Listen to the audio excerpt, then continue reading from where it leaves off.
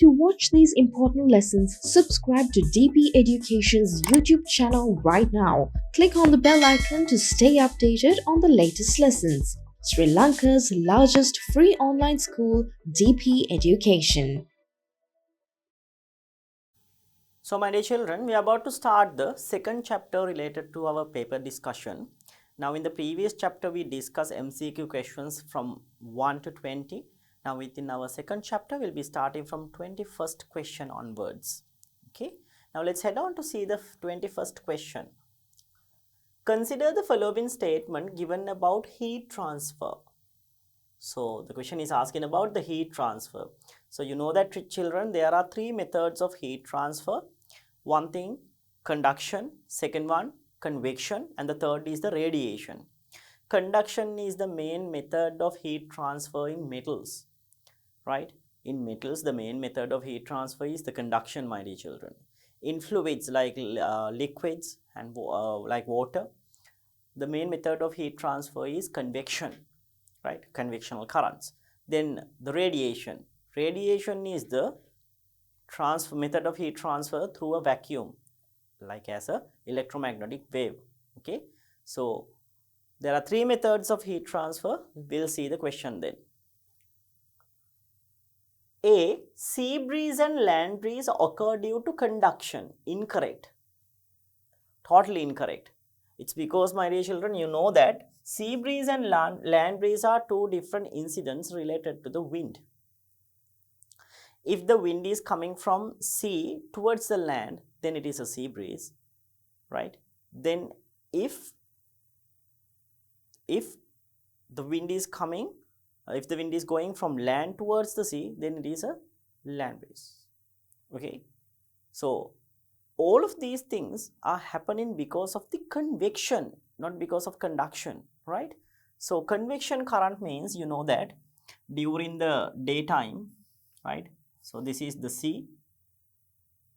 Then we'll mark the ground level like this. So this is the ground level now, right? So during the daytime, this ground level is getting heated very quickly rather than the sea area, because ground level has less amount of specific heat capacity. So which means it can absorb very less amount of heat energy. So air particles near the ground will expand and travel upward, and to fill that gap, the gases from the sea level will gases or the air particles from sea will travel towards the land. So this is called as the sea breeze. The opposite process happens within the land breeze. Over there, air particles from land travel towards the sea. That happens during the night time period. No matter what is the process, no matter what the process, right? This process of expanding gas particles happening because of the convection. Actually, this is the process which is called as the convection, right? So during the convection, what will happen? The gases will have a low density and it will travel upward because of the expansion. So to fill that gap, gases will come from a different place to fill that gap. Okay, so this is what do you mean by the land breeze and the sea breeze in simple. So this process is happening because of the expansion process, my dear children, and this expanded air particles flowing like a current is referred to as convection current. So it's happening because of convection, not because of conduction. So this is incorrect, right? Then the next one, heat reaches the earth from sun by radiation. That is totally correct. You know that our space is entirely a vacuum. So there are no any particles or any particle medium within the space. So so when you take the solar radiation or heat energy from the sun, it comes towards the earth as electromagnetic waves, which is called as radiation. So this is correct. Number 3. When a metal spoon is put into a hot cup of tea, it is heated by convection. When a metal spoon is put into a hot cup of tea, it is heated by convection. Even though the liquid is made up with, even though the tea is made up with liquid particles, The liquid is getting heated because of the convection. It is correct. But here the question, here the statement is telling, my dear children, metal spoon is heated, right? See, metal spoon is heated because of the convection. Metal spoon is not heated because of the convection. It is heated because of the conduction, my dear children, right? So that's the main method of flowing heat energy through, right? That's the main process of, that is the main process which the heat energy is getting conducted through a metal. So spoon is a metal. So we already know that spoon is a metal, my dear children. Spoon is made up with a metal now. So definitely conduction is the main method of heat transfer in a spoon. So that is also incorrect. Now let's head on to see the things given. So of the above true statement, so you have to select the true statement. So there's only one true statement, that is only B. So our response, the correct response should be only B. Only B is the answer, right? Okay, then the question number 21. Function of the hormone adrenaline: preparing body to respond in emergencies, controlling the rate of metabolic activities in the body, stimulating the growth of bones, stimulating the spermatogenesis of males. So spermatogenesis means the production of sperms in simple. So that's carried out by testosterone hormone in males, testosterone hormone, right?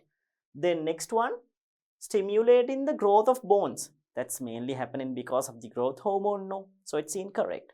Both these responses are incorrect. The number 3, controlling the rate of metabolic activities in the body. Controlling the rate of metabolic activities in the body. So controlling metabolic activities is carried out by thyroxine hormone. So it is also incorrect. Preparing body to respond in emergencies. So my dear children, that should be the answer. The main function of adrenaline is activate the fight or flight effect in our body. What do you mean by the fight or flight effect? Fight means now giving a certain reaction to a certain type of stimuli, right? Giving out a certain reaction. Now let's take like this: a dog is barking and it is coming towards you. You have two options: either to hit the dog and chase it away, or else run away. So fight, hitting, or flight, running. Both of these actions, okay, are related with one particular hormone which is called as the adrenaline. So this fight or flight effect, or prepare in the body at an emergency, is being carried out by, or this process is being mainly conducted by using the adrenaline hormone in our body. So adrenaline is the answer, right? Adrenaline is the hormone which is given. So answer is preparing the body to respond in an emergency. That's the answer, my dear children. Okay, all of these things are referring to other different kinds of hormones. So I have explained what are those processes as well. Okay, so this is the answer for the question number 22. Now let's head on to see the 23rd question. What is the amount of moles of oxygen in 64 grams of oxygen? Right. So what is the amount of moles of oxygen in 64 grams of oxygen? So to find out the number of moles, first of all, my dear children, you need to get the relative molecular mass. So let's find out the relative molecular mass. So to find out the relative molecular mass, you need to take here oxygen O2. So 16,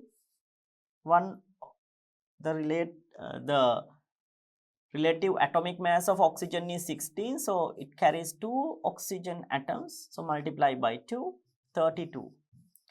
Then molar mass. Molar mass is, you just enter GmMol minus 1. That means 1 mole of oxygen weighs exactly 32 grams. You know what do you mean by the relative molecular mass and the molar mass, right? So relative molecular mass is the, right, one which we calculate like this by taking the relative atomic masses of each atoms. It shows how much times a given molecule weighs as much as AMU, or the atomic mass unit, which is 1/12 of the carbon 612 atom. So when you put grams for it, or if you measure same amount in grams, it exactly has 1 moles, which is containing Avogadro constant of building units, which is equal to 6.022 into 10 to the power 23, right? So that's the basic idea of relative atomic mass, relative molecular mass, and the molar mass. Okay, right. So always you take these, or you calculate the molecular mass, and when you put GMOL minus 1 grams per mole, it's equal to the molar mass, my dear children. Now what's our formula to calculate the number of moles? Moles are equal mass of given substance, mass of given substance division molar mass, right? Mass of given substance division molar mass. So you take the given mass is equal to 64 grams, my dear children.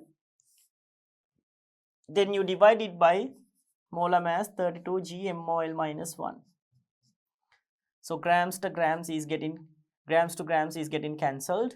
You take moles to the tops, or the up to the upper side. Here 32 1, here 64 2. So our answer is 2 moles. 2 moles is the answer. Right. So 2 moles given in the second response, my dear children. So second one is the answer. Okay. Second one is the answer. Right. Question number 24 then. Transformer, the voltage supplied to the primary coil is 120 volts.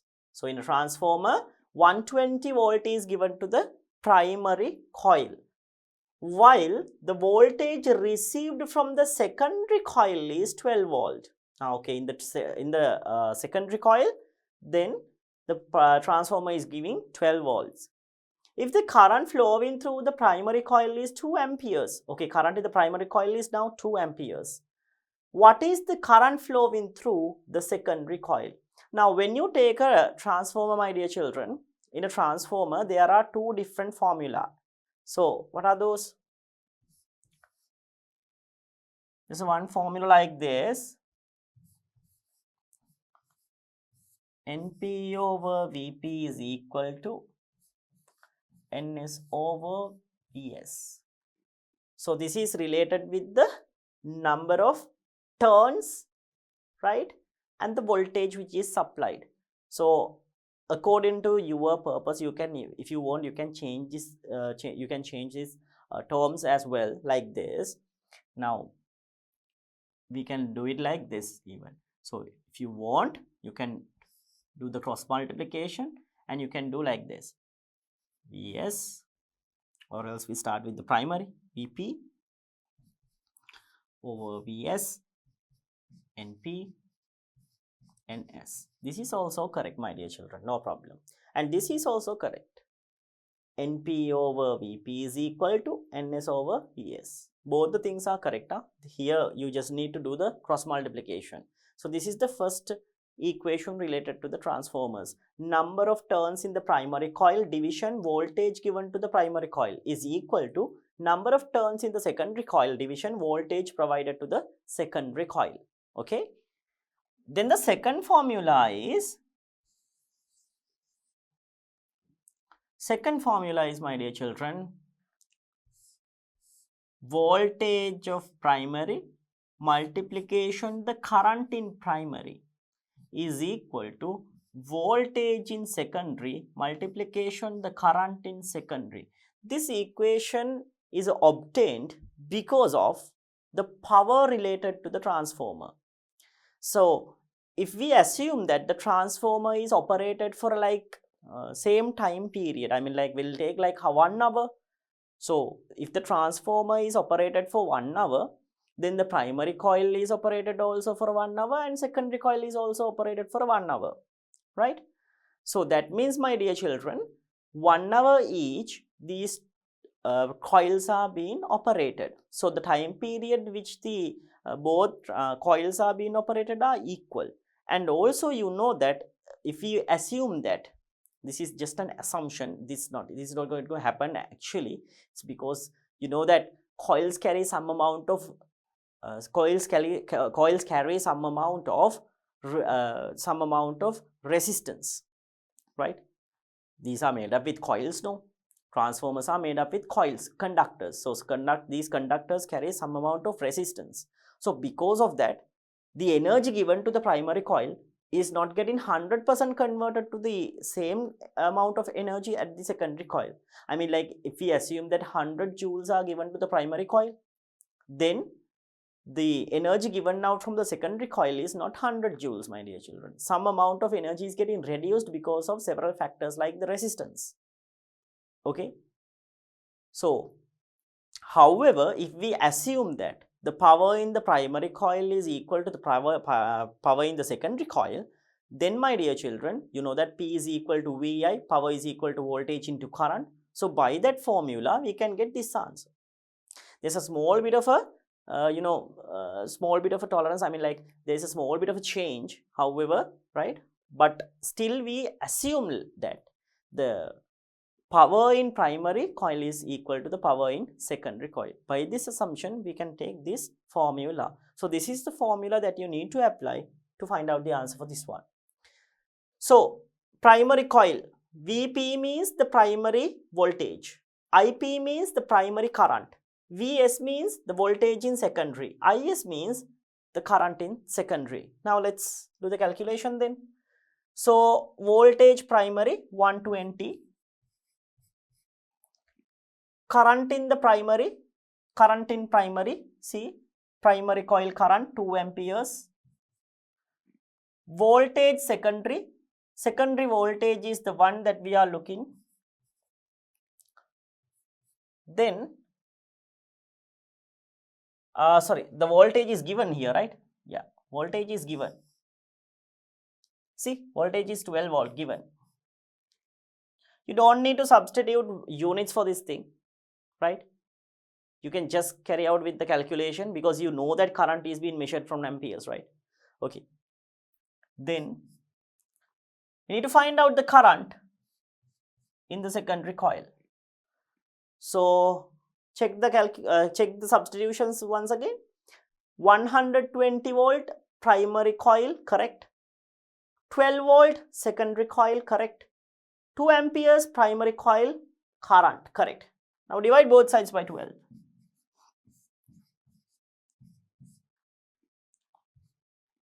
So 12 here 1, here 12 1, 10 times, then here becomes 10, right? 10 times 2 is equal to how much? 20. So 20 amperes is the answer. Fourth response is the correct answer, my dear children. 20 amperes. Right, question number 25. Consider the following statement given with regard to anaerobic respiration. So anaerobic respiration means, my dear children, here we do not use oxygen gas. And without using oxygen gas, we do our respiration, right? So that respiration means actually here we are breaking down glucose molecules to create energy. That's what do you mean by the respiration? No, the process of respiration.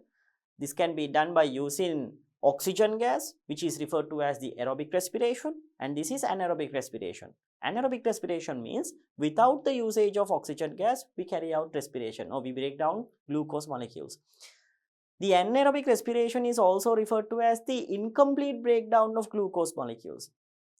Here the energy produced is somewhat lesser than the aerobic respiration, okay? Because in order to burn something, we need definitely oxygen. When you are burning something with oxygen, it can create out certain large amount of energy. Here, heat energy, right? When you burn a certain substance with oxygen.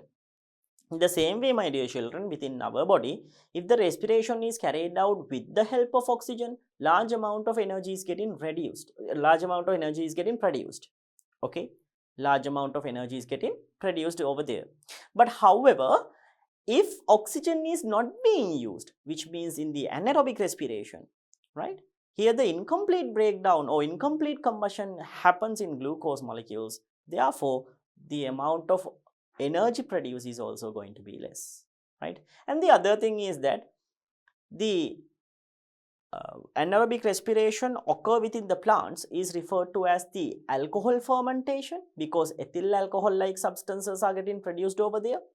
Then the when you take the animals, right, when you take animals like humans, so we carry out the anaerobic respiration. So anaerobic respiration carried out by animals are referred to as the lactic acid fermentation. It is called to as the lactic acid fermentation. It's mainly because lactic acid is getting created when we are carrying out our anaerobic respiration. Okay, now let's see. So consider the following statement given with regard to the anaerobic respiration. Lactic acid is produced during anaerobic respiration taking place in animal cells. That is correct, my dear children. Like I said, lactic acid is getting created because of the anaerobic respiration. Actually, when you take a certain event like 100-meter race, now when we are running a 100-meter race, we need a heavy amount of energy because we are giving our full effort to win this race, right? And we are running at a very heavy, like very high speed. So we are giving our full effort. So we are wasting large amount of energy from our body. So in that case, my dear children, what will happen? We'll be needing some extra amount of energy. So to do that process, the body is carrying out always the anaerobic respiration. So during that process, my dear children, lactic acid is getting produced now. So this lactic acid is getting collected within our muscles, and because of that, cramps might occur. So cramp is a result of lactic acid, okay, when there is an event of like 100-meter race. Okay, right. Then the amount of energy produced in anaerobic respiration, amount of energy produced in anaerobic respiration is higher than that in aerobic respiration. Totally incorrect. Anaerobic respiration produces less amount of energy. Aerobic respiration produces more amount of energy. It's because in aerobic respiration, oxygen is being used. In anaerobic respiration, oxygen is not getting used. So therefore, in aerobic respiration, complete combustion of glucose molecules occur to produce large amount of energy. However, in anaerobic respiration, my dear children, incomplete breakdown or incomplete combustion occurs. So therefore, less amount of energy is getting produced. Okay. Part of energy produced during the anaerobic respiration is stored as ATP. That's correct, no problem. During the respiration, we know that part of energy is stored as ATP, no, during the respiration. So it's okay, no problem. So our correct responses should be A and C, my dear children. So true statements A and C. A and C. Right, then the question number 26. Indicated here is the velocity time graph for the motion of a certain object. What is the displacement of the object from the beginning to 20 seconds? Starting from beginning to the 20 second, you need to calculate the total displacement. So as the graph is given, you can calculate the area starting from 0 to 20 seconds, and you can calculate the displacement, my dear children. In a velocity time graph, area of the figure or area of the boundary which creates an enclosed figure will give out the displacement within that certain time period. So within 20 seconds, I am going to draw out a certain line like this. So I'm going to take the area of this part. Then you need to take the area of this particular part. So it's a trapezium. So how to find out the area of a trapezium? So we can write displacement equal area of this trapezium. right? Area of this trapezium. Half into here to here 20 and here to here perpendicular height. Let's substitute the units as well for this one. So here to here 20, 20 is in seconds. Then here to here is another one. So we'll write how to write down the formula to find out the area of a trapezium. What is the formula? Half into sum of two parallel sides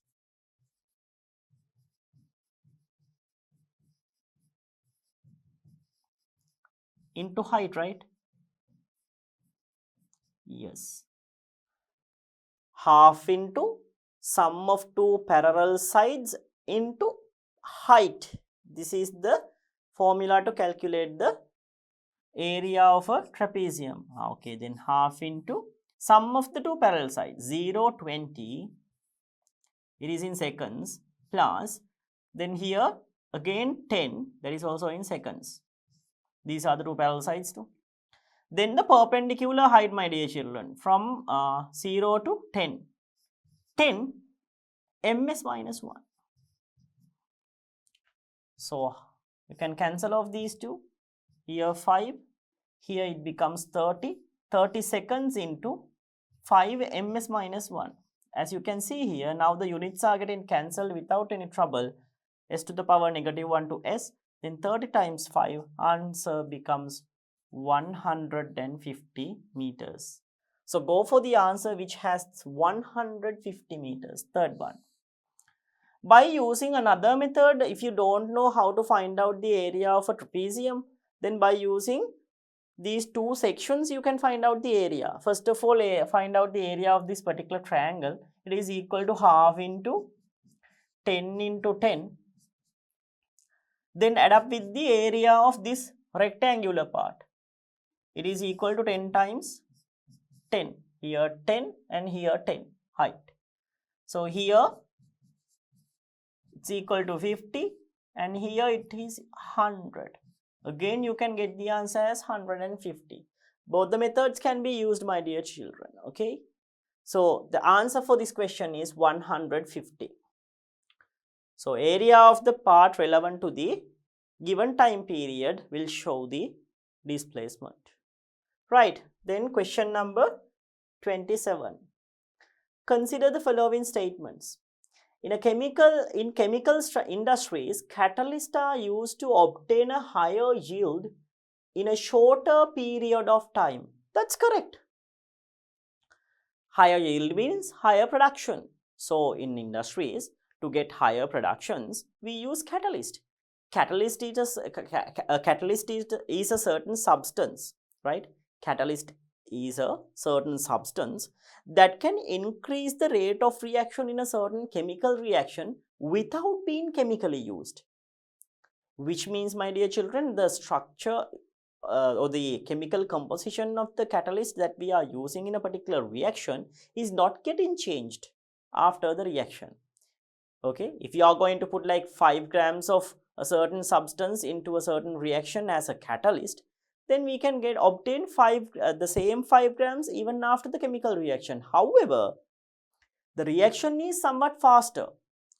If normal reaction is going to take like 30 minutes, then if you put a catalyst, then you can accelerate and within a time period less than 30 minutes, you can get the products that you need.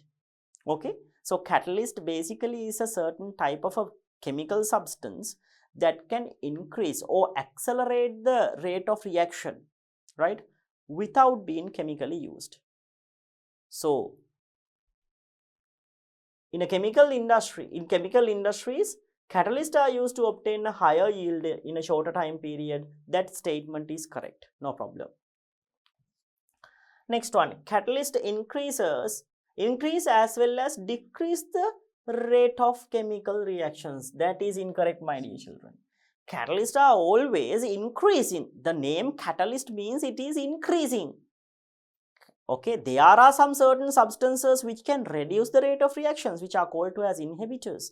But however, catalyst is not an inhibitor, right? There are two different terms for it. Catalyst means increasing, inhibitors means decreasing. So here they are referring about the catalyst. No. So catalysts are always increasing, okay, increasing the rate of reaction, right, increasing. So this is incorrect. So the question is asking, of the above statement, both A and B are true. Incorrect. B is incorrect. No. A is true while B is false. A is true while B is false. That should be our answer. Second one. A true, B false. Both A and B are false. Incorrect. A is false. Incorrect. Okay. So A is correct, or A is the correct answer, and B is incorrect. That should be our response. Right. Then question number 28. Which of the following phenomena agrees most with Newton's third law of motion? So what is the Newton's third law of motion expresses to me, right? So Newton's third law expresses that every action force has equal but opposite reaction force. That's the Newton's third law. Every action force has equal but opposite reaction force. Okay, that's how a motion of a rocket is being explained. The thrusters of the rocket, or the gas particles which is coming out from the rocket, is pushing down while the rocket is moving upward. So the action push down, reaction going up. Okay, when you hit a ball onto a certain surface, it bounces back and come towards you once again. So when you apply a certain force to the ball, it moves and it hits on another surface. Then an opposite reaction force is getting created on the ball, right? Then because of the reaction force, it comes again towards you, right? So those are the instances where we can observe the Newton's third law, action and reaction forces. So there are other examples as well, but however, let's see what are the things given in here.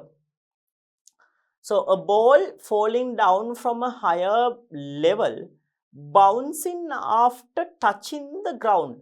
That's correct, right? That is correct, right? That is, what do you mean by the bouncing back process, right? So bouncing back process is mainly happening because of the Newton's third law. When I'm going to release a certain object to the ground, it will hit and it will sometimes bounce back. Okay, so this bouncing back process is happening because the earth is giving out a certain reaction force opposite to the direction of the movement of the object when it is going to hit on the certain surface. So it's happening mainly because of the Newton's third law. You know that every object has a weight. So when I'm going to release the object, because of the weight and because of the gravitational acceleration, it falls down, and because of that, a certain push is getting created to the earth by that particular object, and then earth is giving out a certain reaction force on the object upward. Because of that, the object jumps up again, or it bounces back. So it perfectly fits with the Newton's third law. So our answer should be first response, right? It is the one which agrees most with the Newton's third law. Let's see the other one. The velocity of a fruit falling from a tree reaches the maximum value when it comes closer to the ground. No, that's not related with the Newton's third law. It's referring about the acceleration. So it's not referring about forces, right? Next one. Flinging of passengers forward when brakes are suddenly applied. So that's also not related with the forces, right? Actually, over there's a certain motion which is happening because of an unbalanced force. Because of unbalanced force. Now you know that when the driver is applying brakes, the passengers are pushed forward because of the unbalanced force created, right? When now applying brakes means suddenly we are giving out a certain acceleration, or actually here there's no acceleration, there's deceleration. So suddenly we are changing the acceleration or the deceleration, suddenly changing. Then over there a certain external force is getting created, unbalanced force. Because of that, the passengers are being moved to a certain direction, right? Next one, changing the direction of moving football by kicking it. No, that's not related with the Newton's third law as well. Okay, here because they have given just a effect of a force. That's it. Okay, to the direction of unbalanced force, the object is moving, right? So our correct answer for the 28th question should be, my dear children, when a ball is falling down from a higher level, it bounces back after touching the ground. So it correctly fits with the Newton's third law. Right. Question number 29 then. Questions 29 and 30 are both them are based on the figure given, right? So within this figure, my dear children, there is a certain apparatus. Now within this apparatus, you can observe a plant. You can observe two colorless polythene covers. One is having X kind of a solution and the other is having potassium hydroxide solution. What is the use of potassium hydroxide? Now here you know that these things are covered, or the polythene bag is covering a certain leaf, two leaves. So that means this is definitely regarding the photosynthesis, factors affecting the photosynthesis. Okay, even you know that this potassium hydroxide thing, we use this thing to find out or to absorb carbon dioxide from a certain substance or from a certain apparatus, right? We use potassium hydroxide several instances. So here, my dear children, potassium hydroxide absorbs carbon dioxide. So here, this activity, it shows the necessity of carbon dioxide for the process of photosynthesis. In here, now these are control experiments and experiments now.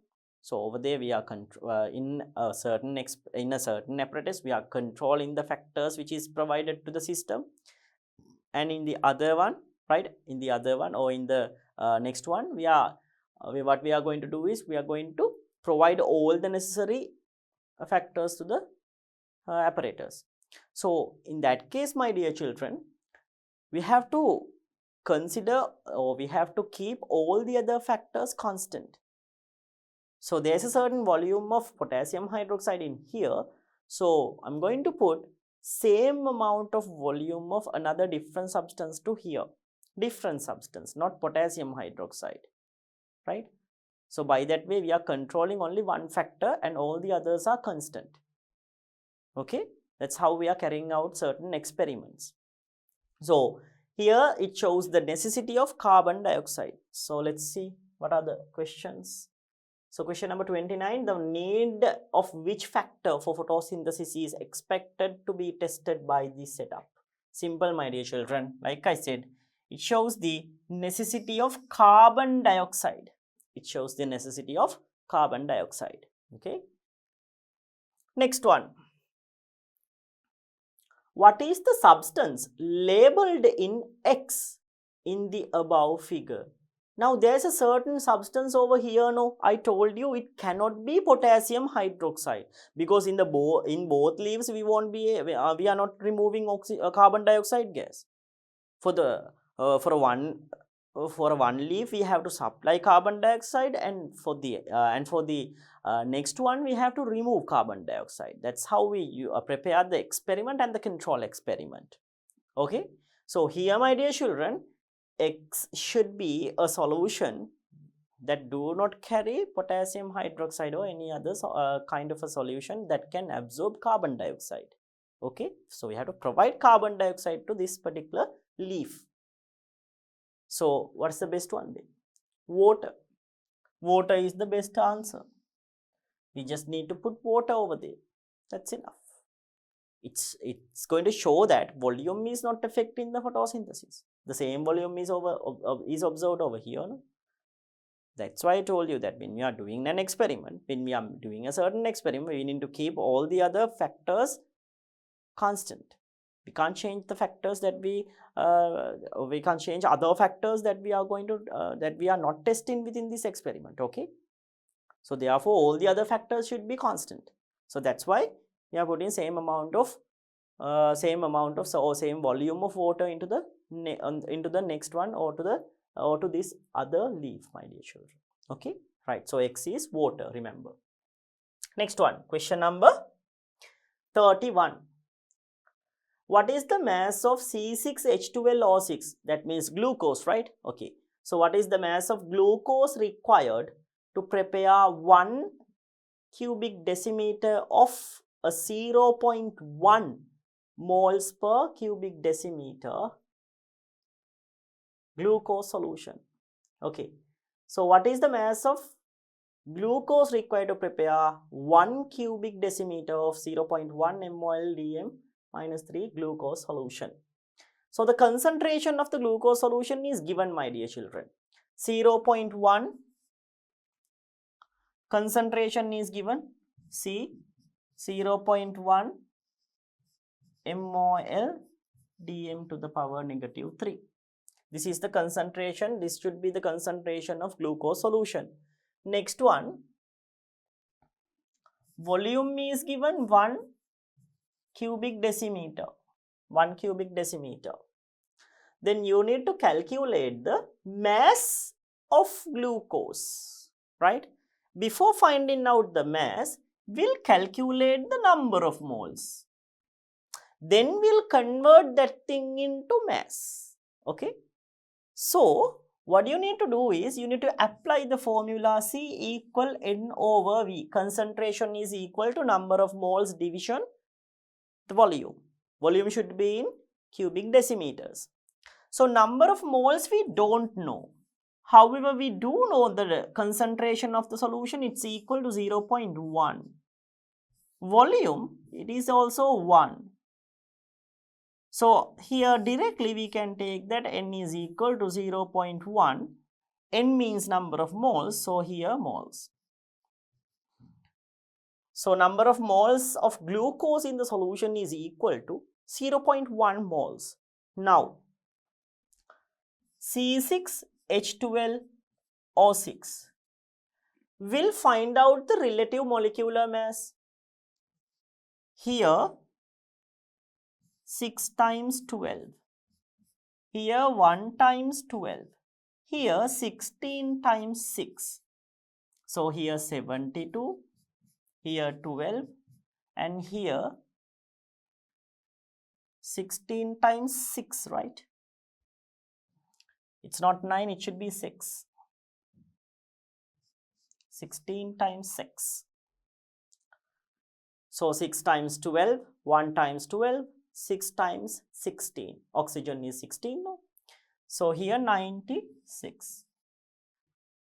So add all of these. So here 72 plus 12 is equal to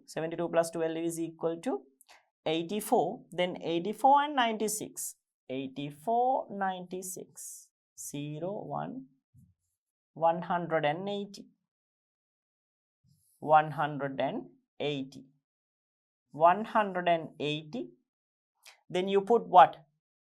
GmMol minus 1 to find out what mass? Molar mass. So molar mass of oxygen then 180. Now, what is our formula?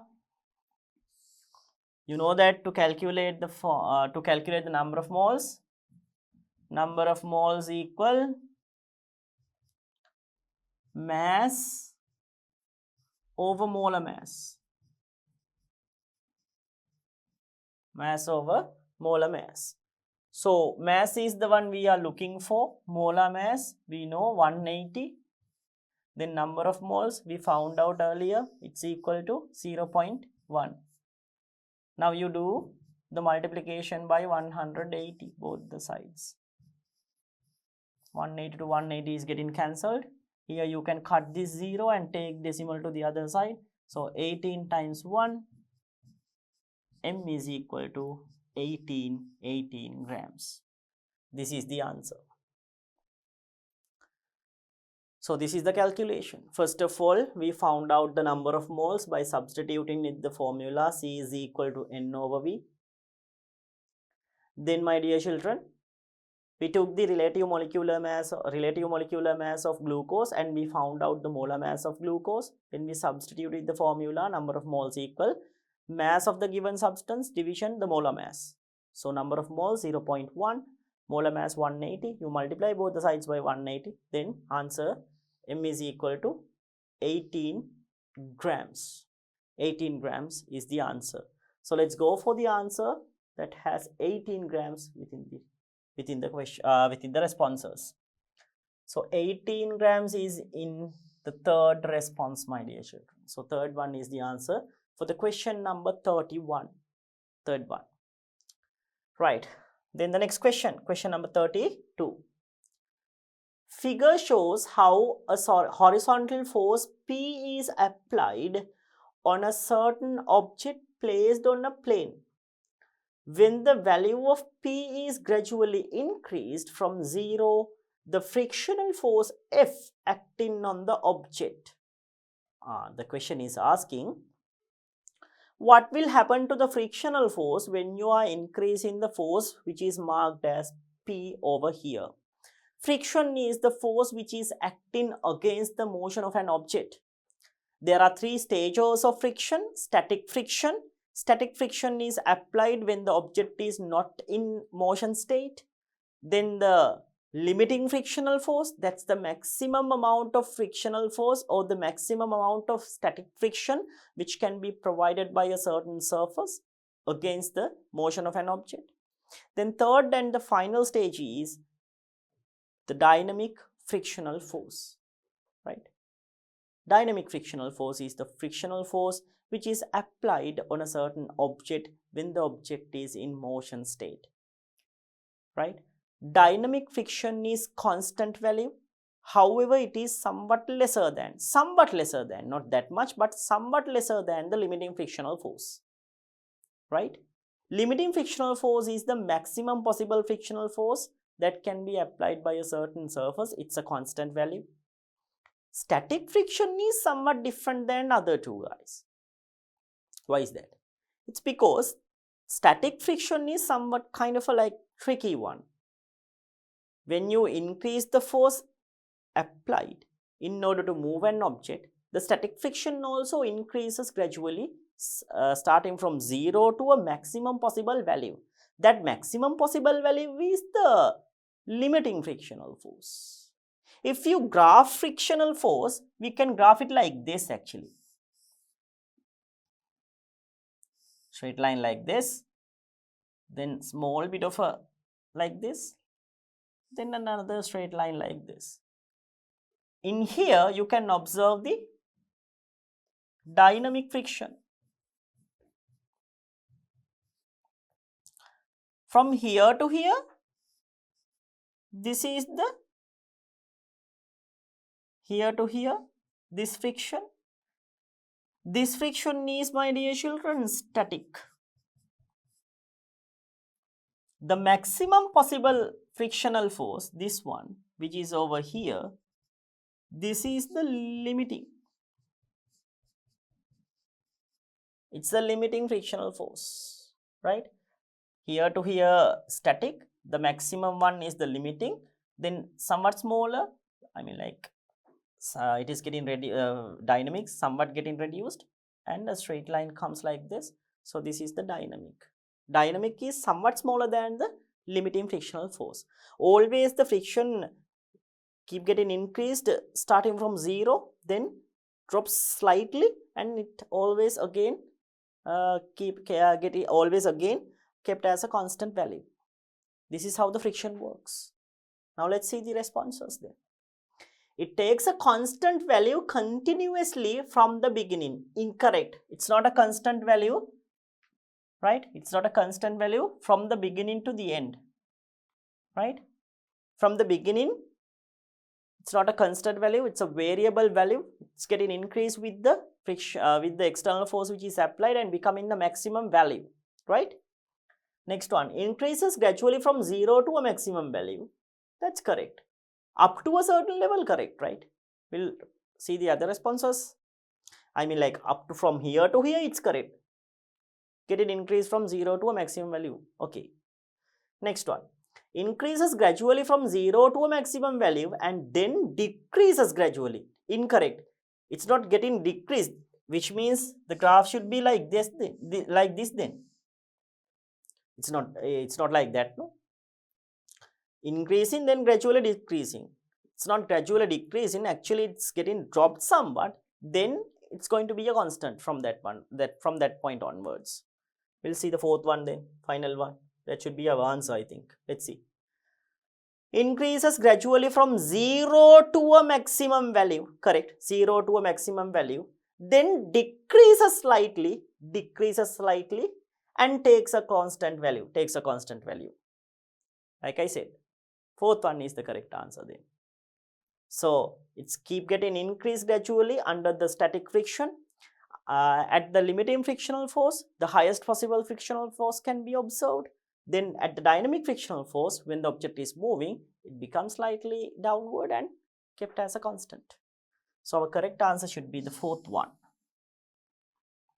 Right? Fourth one is the correct answer.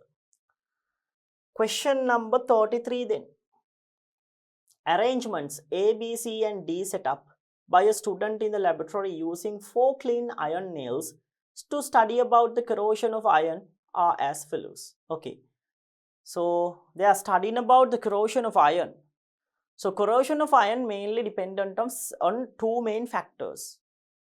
Factor number 1 is moisture or water vapor, in simple water. Then the factor number 2 is oxygen gas. Those are the 2 main factors which are important for the rusting of iron. Then there are other factors that can accelerate the process of rusting.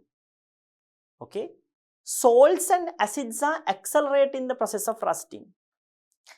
Bases are decelerating the process of rusting. And my dear children, there is another special one. If you keep a certain high reactive metal than iron near to iron, then automatically high reactive metal will save the iron by sacrificing itself, right? And by that way the rusting of iron can also be reduced or avoided. This is called to as sacrificial protection, right? Or else in simple terms, cathode protection. The process of galvanizing is good example for sacrificial or else cathode protection method, right? Okay then, let's see. Seawater, vinegar, zinc plate, distilled water, copper plate, distilled water. Okay, when observed after few days, nail in which arrangement has corroded least? So you have to get the answer that has the least corrosion, least one, lowest one. Okay. So when you looking at these things, seawater, a good salt, it accelerates the rusting. Vinegar, an acid, so it accelerates the rusting process. Here, when you keep a copper plate, that means a less reactive metal than iron. It accelerates the rusting of iron. But in the sea, you can observe that, my dear children, there is a zinc plate and iron nail. Zinc is a high reactive metal than iron. So it sacrifices itself to save iron from rusting. Because as it has high reactivity than iron, iron is getting saved, zinc is getting wasted. So therefore, my dear children, the answer that has the least amount of rust should be C, because over there, iron nail is getting protected because of the cathode protection method. Okay, so C should be the answer. C. C is our answer. C is the one which has lowest possible, right? It is the one which has the lowest possible corrosion.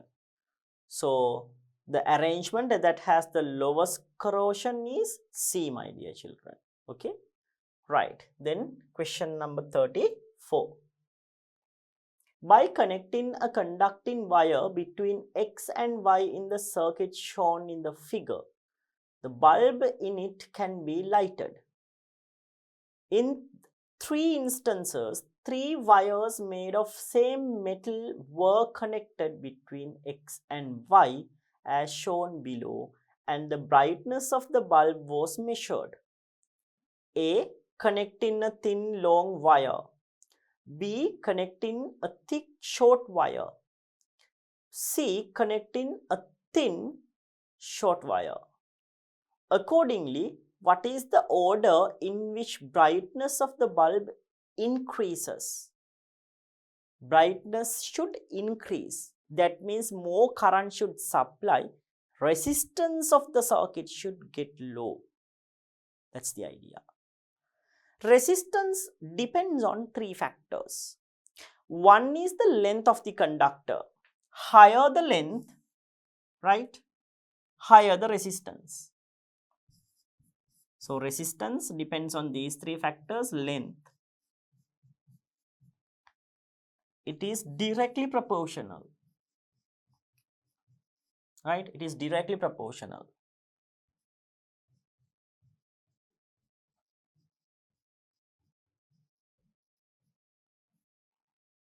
Directly proportional.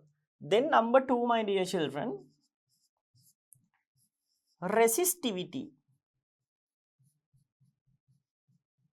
Resistivity means, my dear children, resistivity means according to the nature of matter, the resistance is getting increased or decreased. Resistivity. Okay. Higher the resistivity, higher the resistance. Lower the resistivity, lower the resistance. That is why nichrome is having a greater resistance than copper, because the resistivity of nichrome is greater than copper. Okay. Directly proportional.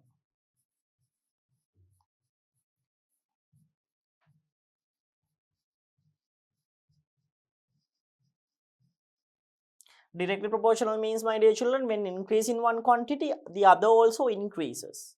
Inverse means the opposite. When increase in one quantity, other decreases. Okay.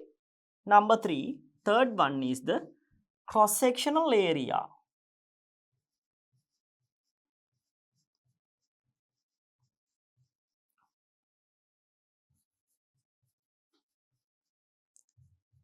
In simple, the thickness. It is inversely proportional.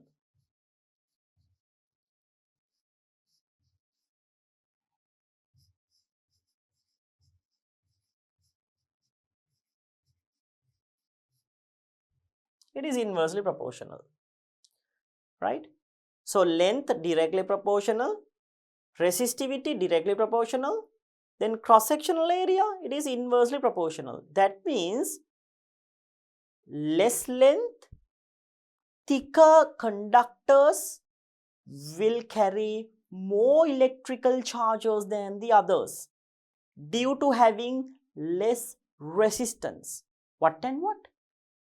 Shorter, thicker, right? Shorter, thicker conductors. Those are the ones which has less amount of resistance. Less resistance means higher the electric current that carry out by the conductor.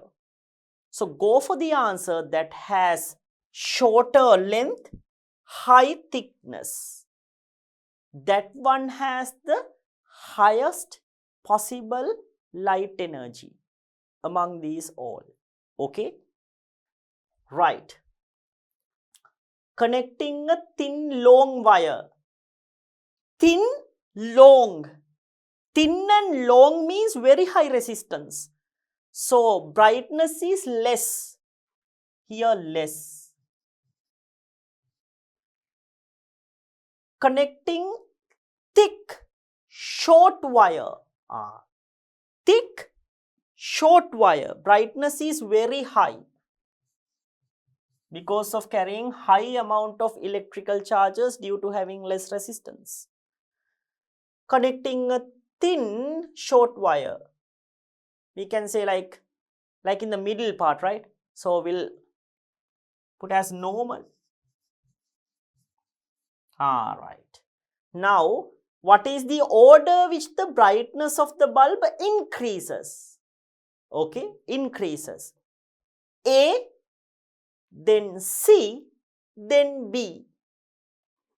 A is the one which has the lowest, then B has some, C has some, like somewhat normal amount of energy, then in B it has the highest amount of light energy.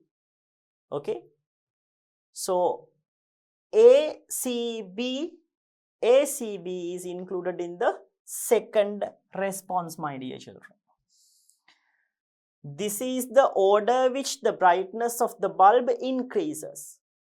A has the lowest, B has the highest, C has in between these two because of the resistance. Always remember, length is directly proportional to resistance. That means when increasing the length, resistance increases. So we have to go for the shorter ones, shorter conductors, to get more amount of electrical charges, right? If the wire is somewhat lengthier, then electric current given out by, or the electric charges carried out by the certain conductor is going to be reduced, and current is getting reduced over there because of the high resistance. Then the third factor is the resistivity. That's depending on the nature of the material, right? So it's not relevant to here. They are only asking about these two factors, length and the cross-sectional area, right? So always, if it is a good conductor, then it has a good cross-sectional area, that means good thickness and a shorter length. Okay, right. Then let's head on to see the question number 35. In a water barometer, vertical height of the water column is 10 meters. Okay, vertical height is 10 meters. What is the atmospheric pressure at that instant? So vertical height of the water column is 10 meters. So barometer is like this, no? So we fill it with, here we are filling with water, but actually it's getting filled with mercury, right? So now here water. So the question is telling that water is filled up to 10 meter of a height. So if you take a point A, then point B in here, then here to here height is given as 10 meters. So in here there is water, my dear children. So when you take point B, pressure at B is equal to pressure at A. In A, there is atmospheric pressure, right? Atmospheric pressure. So point B, as it is in the same liquid, right? When you take the same level, pressures at the same liquid, pressures at the same in the same liquid at the same level are going to be equal. So pressure at point A is equal to pressure at point B. Pressure at point B can be calculated by using what? H rho G. Height is equal to 10 meters. Density is given 1000 kg m-3. Then the gravitational acceleration 10 m-2. So 1, 2, 3, 4, 5. 1 into 10 to the power 5 Pascal is the answer. Go for the answer. 1 into 10 to the power 5. Fourth one is the correct response. Fourth one is the correct response, right? So here you need to apply, in a barometer also we apply the same formula H rho G to find out the atmospheric pressure. So in here you need to apply, to find out the atmospheric pressure, just apply the H rho G formula. Right, then question number 36. What is the chemical compound that ionizes completely in aqueous solution and releases H plus ions? So completely ionizing process to release H plus ions. You know that H plus ions are being released by acids. Completely ionizing means that acid should be a strong acid. A strong acid. There are 3 strong acids which we are learning in our grade 11 syllabus regarding acid, bases and salts lesson. So those 3 stronger acids are hydrochloric acid HCl, sulfuric acid H2SO4, nitric acid HNO3. The 3 stronger acids or 3 strong acids. So select the answer that has HNO3, HCl or H2SO4. Yes, fourth one has HNO3, my dear children. So our answer should be HNO3. CH3COOH, this is acetic acid, vinegar, right? Weak acid. So it partially ionizes in the aqueous medium. H3PO4, phosphoric acid, partially ionized in aqueous medium, my dear children, because it is a weak acid. H2CO3, carbonic acid or soda water, once again a weak acid. Okay, so partially ionized in aqueous medium. Right, then the next question. Question number 37. Food web that can be seen in a terrestrial ecosystem is shown here. What is the most correct inference that can be made based on this food web? Okay. R is a herbivore. Now, this is a food web, my dear children. By looking at this food web, you have to select the most suitable answer out of the sentences given. So, first one is given R is a herbivore. Let's see R. R is this. This is a herbivore. So, P, then R here and S.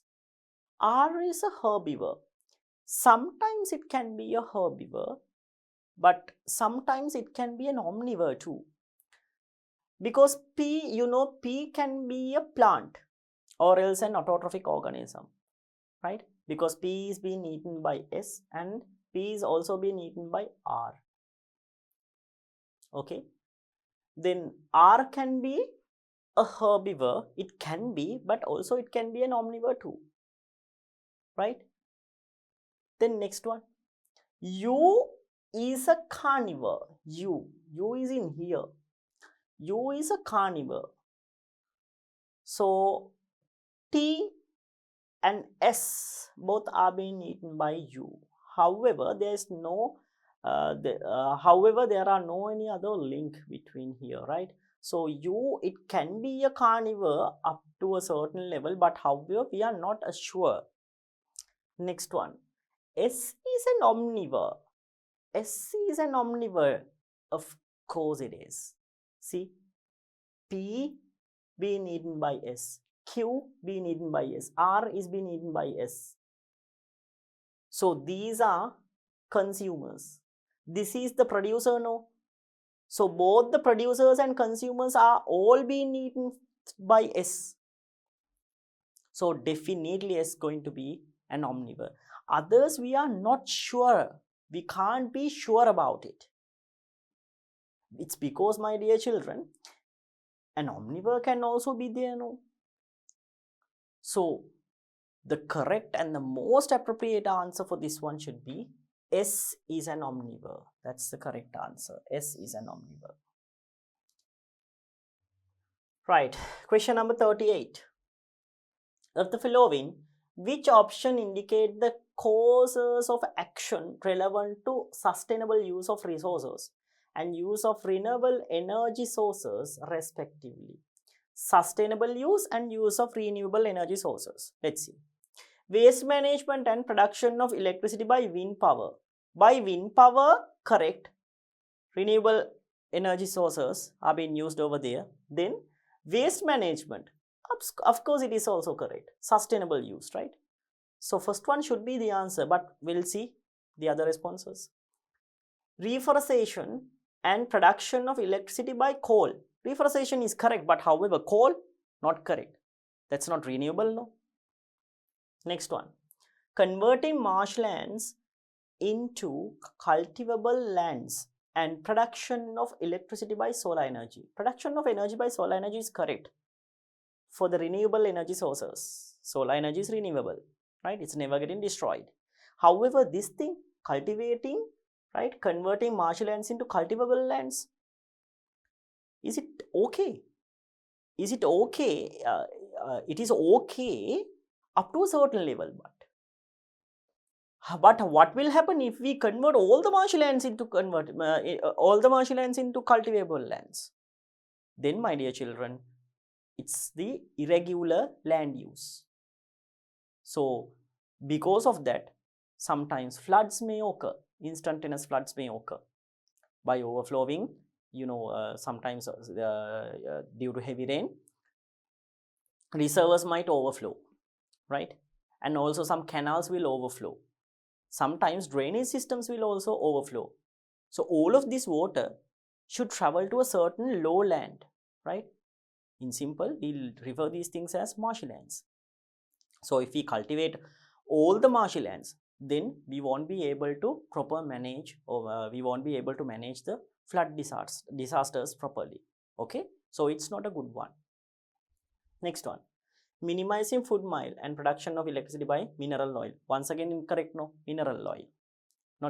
It's not a renewable energy source. So the correct answer should be first one, waste management and production of electricity by wind power. Question number 39 then. Which option indicate the chemical species affecting the environmental crisis? Ozone layer depletion, acid rain, and eutrophication respectively. Ozone layer depletion, acid rain, eutrophication, right? So, ozone layer depletion, CFC is correct. Acid rains, sulfur dioxide gas, SO2. Eutrophication, nitrate and phosphate.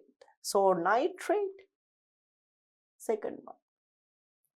So, ozone layer depletion, CFC, chlorofluorocarbon, acid rains, sulfur dioxide, eutrophication, NO3 minus nitrate. Second one is our answer, my dear children. Second one is the correct answer, right? Then the 40th and the final question. Let's see. Select the pair with inversely proportional relationship. Inversely proportional relationship. So, inversely proportional means, my dear children, when increase in one quantity, the other should also not increase in but decrease. When increase in one quantity, the other should decrease. Okay, let's see. Concentration of greenhouse gases, atmospheric temperature, totally incorrect. When increasing the concentration of greenhouse gases, the global warming increases because of the greenhouse effect. And due to that, atmospheric temperature also increase. So it's directly proportional, not inverse. Food mile and carbon footprint. When increasing the food mile, let's take food mile means the distance traveled by food from the producer to the consumer. No, that means from the paddy field or from the field to the plate, the distance which the food covers. So when you take transportation, if the food is coming from distant lands, for the transportation, large amount of vehicles and other transporting methods are being used. That means, my dear children, over there the carbon footprint is definitely getting increased. Let's imagine that some amount of or some rice is coming, or paddy grains is coming from Polonnaruwa to Colombo. So there is a certain distance. So for the transportation, we use lorries or any other vehicle. That means large amount of carbon dioxide gas is getting emitted to the environment during the transportation process. Okay, so that means, my dear children, when increasing the food mile, right, it increases the carbon footprint or amount of carbon dioxide gas released to the environment.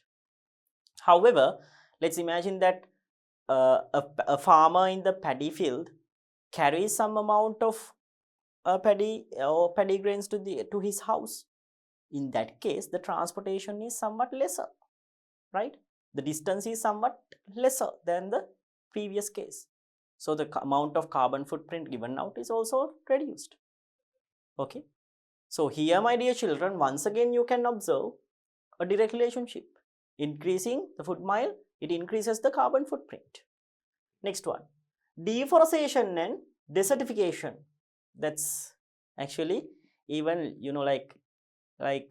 somewhat small, like kids kind of a thing, right? It's very easy. Desertification is going to increase while increasing the deforestation, right? When you cut trees, desertification increases. So it's also directly proportional. Number 4, emergence of invasive species and the biodiversity. When the biodiversity is going to reduce, my dear children, introduction of invasive species or the occurrence of the invasive species is also going to increase in our environment, right? Invasive species are going to increase when reduction of the biodiversity happens. So, my dear children, increasing reduction, that's the one which shows the inverse relationship. So, our answer should be fourth one, emergence of invasive species and the biodiversity. That is the one which shows the inverse proportion. Okay, it's the one which shows the inverse proportion. Right then. So, my dear children, within this chapter, we have discussed the remaining 20 MCQ questions in our first paper. So, within that, I'm going to finish up this chapter, my dear children. In our next chapter, we'll be discussing the structured essay questions and the essay type questions related to the 2022 O-level question paper.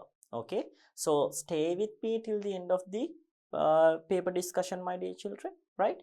So I'll hope to meet you guys with our third chapter to discuss the structured and essay type questions.